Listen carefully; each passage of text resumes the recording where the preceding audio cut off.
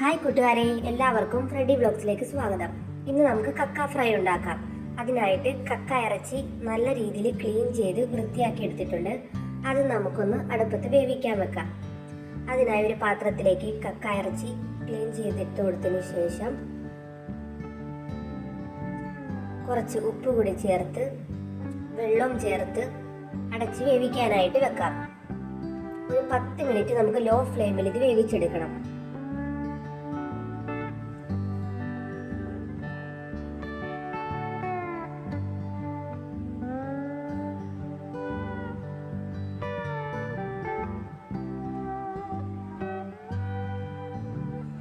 ഇതിനാവശ്യമായ സാധനങ്ങൾ: ഒരു 1.5 സവോള നുറുക്കിയത്, ഒരു 10 അല്ലി വെളുത്തുള്ളി, കുറച്ച് ഇഞ്ചി, തേങ്ങാക്കൊത്ത്, കറിവേപ്പില.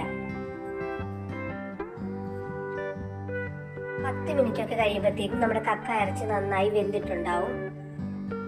അതിനുശേഷം ഒരു പാൻ അടുപ്പത്ത് വെച്ച് എണ്ണ ഒഴിച്ച് കടുകും കറിവേപ്പിലയും ഇട്ട് പൊട്ടിച്ചതിന് ശേഷം നമുക്ക് തേങ്ങാക്കൊത്തിട്ട് നന്നായി മൂപ്പിച്ചു കൊടുക്കാം. നല്ല രീതിയിൽ മൂത്ത് വന്നതിന് ശേഷം സവോളയും വെളുത്തുള്ളിയും ഇഞ്ചിയും ചേർത്ത് നന്നായി വഴറ്റുക. കുറച്ച് ഉപ്പ് കൂടി ചേർത്ത് വഴറ്റി കൊടുക്കാവുന്നതാണ്.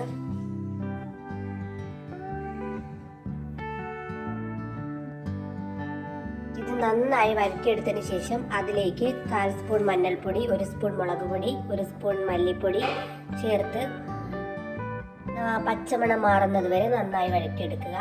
ഇതിലേക്ക് നമുക്ക് വേവിച്ച് വെച്ചിരിക്കുന്ന കക്ക ഇറച്ചി ചേർത്ത് കൊടുത്ത് നന്നായി മിക്സ് ചെയ്തെടുക്കുക. ഇതിലേക്ക് നമുക്ക് 1 സ്പൂൺ മസാലപ്പൊടി, 1/2 സ്പൂൺ കുരുമുളക് പൊടി എന്നിവ ചേർത്ത് കുറച്ച് വെളിച്ചെണ്ണയും കൂടി ചേർത്ത് നന്നായി മിക്സ് ചെയ്തെടുക്കണം. നമ്മളിതിൽ വെള്ളമൊന്നും ചേർക്കുന്നില്ല, അല്ലാതെ തന്നെയാണ് ഇത് നന്നായിട്ട് മിക്സ് ചെയ്യേണ്ടത്. പിന്നെ അടച്ചു വെച്ച് ഒരു 5 മിനിറ്റ് നമുക്കൊന്ന് ലോ ഫ്ലെയിമിൽ ഇത് വേവിച്ചെടുക്കണം. അപ്പോഴേക്കും ഇത് നന്നായി അരപ്പൊക്കെ പിടിച്ച് കക്ക ഇറച്ചി നല്ല രീതിയിൽ ഫ്രൈ ആയി വന്നിട്ടുണ്ടാവും. നല്ല മൊരിഞ്ഞ് കിട്ടും നമുക്ക് ഈ കക്ക ഇറച്ചി. നല്ല ടേസ്റ്റാണ്. എല്ലാവരും ട്രൈ ചെയ്ത് നോക്കുക.